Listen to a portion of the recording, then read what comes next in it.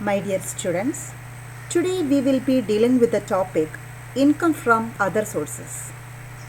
In this video, I am giving you an overview about the topic income from other sources.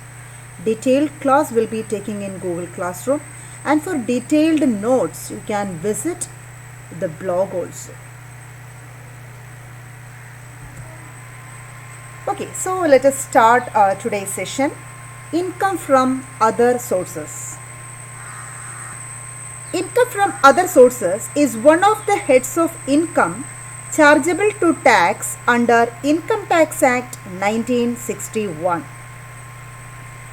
Section 56, subsection 1 of the Act states that if there is a specific head applicable for a particular income, it cannot be assessed under the head income from other sources. If any income is assessable under income from salary, income from house property, profits and gains of business or profession, capital gain, then it cannot be included under the head income from other sources. That means any income that is not covered in the other four heads of income is taxable under the head income from other sources. Okay, that is why income from other sources is also known as residuary head of income. Here there are list of items, some of the list of items which are included under the head income from other sources. Dividend income, winnings from lotteries, winnings from crossword puzzles, winnings from races including horse races, salary of MP, MLA, interest on bank deposits, interest on securities, examination remuneration, fees received other than part of salary, director's fees, then underwriting commission, royalties, rent of land not appurtenant to the building, agricultural income from land outside India, income from markets or income from fisheries, income of lessee from leasehold property, then family pension, income from national savings scheme, or any other casual income, all comes under the head income from other sources. So, if income of an assessee during the previous year which is not attributable to any particular head of income, that is assessed under the head income from other sources. Section 57 states about expenditures which can be allowed as deduction under the head income from other sources. First one, expenses incurred for realization of income or dividend or interest income.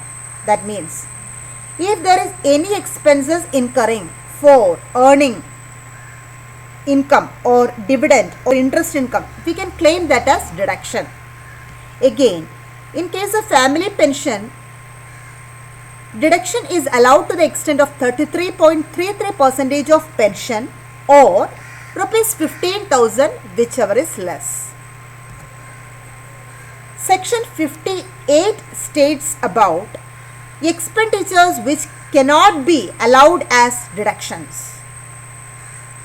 Personal expenditure, then expenditure related to winnings from lotteries, crossword puzzles, races, gambling, etc. In case of winnings from lotteries, crossword puzzles, races including horse races, card games and other games of any sort, or from gambling, betting, etc., no expenses shall be allowed in computing such income. But in the case of income of an assessee who is the owner of race horses, expenses for maintaining horses can be deducted from winnings from horse races. No other expenses shall be allowed in computing such income. Next one, casual income. We have already stated that casual income is also income from other sources. So what do you mean by casual income? Casual income means any receipt which are of casual nature and non-recurring nature, that is casual income. For example, income earned by way of winnings from lotteries, races including horse races, crossword puzzles, all are examples of casual income. Okay. Next one, bond washing transaction. With the rise in flow of black money, government has to control the generation and circulation of black money. Taxpayer is not complying with income tax rules.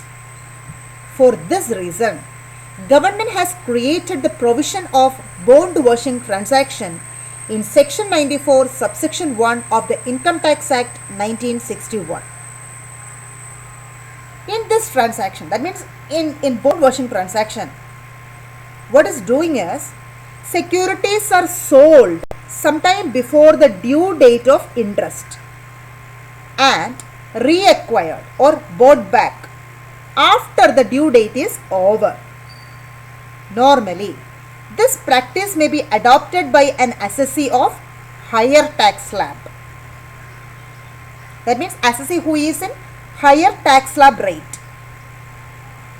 Here, assessee is transferring the securities to their relatives or friends who belongs to lower tax slab rate just before due date of payment of interest.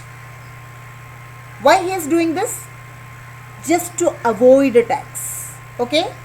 So in bond washing transaction, assessee is transferring the securities to his close relatives or friends who are in lower tax slab just before due date of payment of interest. This practice is following to avoid tax. This is bond washing transaction. Okay. In order to discourage bond washing, section 94 subsection 1 provides that where the owner of security transfers the security just before the due date of interest and buys back the same immediately after the due date, such interest income received will be deemed to be the income of transferor and not transferee. Okay. And it would be taxable in the hands of transferor itself. This is to discourage bond washing transactions. Okay. So bond washing transaction is a transaction where securities are sold sometime before the due date of interest and reacquired or bought back after the due date is over. Assessee transferring the securities to their relatives or friends in lower tax slab just before the due date of payment of interest to avoid tax. In order to discourage bond washing transactions, section 94 subsection 1 provides that where the owner of a security transfers the security just before the due date of interest and buys back, and if he buys back the same immediately after the due date, such interest income received will be deemed to be the income of transferor and not transferee, and it will be taxable in the hands of transferor. Okay. Hope that you understood what is bond washing transaction.